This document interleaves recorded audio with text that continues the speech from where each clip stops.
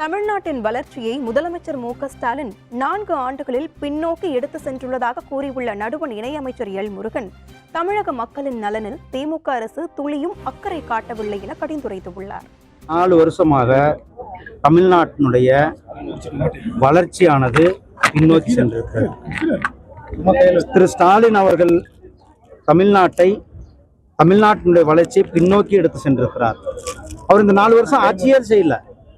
இந்த 4 வருஷம் யாரோ தம்பிகள் தான் அவரை இயக்கி இருக்கிறாங்க. இந்த 4 வருஷம் அவர் எந்த ஒரு திட்டத்தையும் மக்களுக்கு செய்யாம இப்போ உங்களுடன் ஸ்டாலின் அப்ப இத்தனை நாள் யாரு கூட இருந்தார்?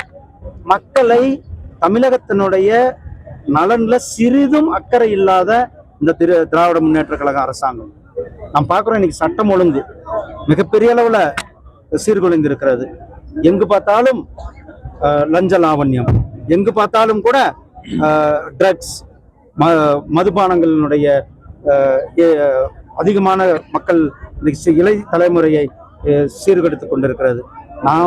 நம்மளுடைய இந்த திமுக அரசாங்கத்தை வீட்டுக்கு அனுப்புகின்ற நாளும் நெருங்கிவிட்டது.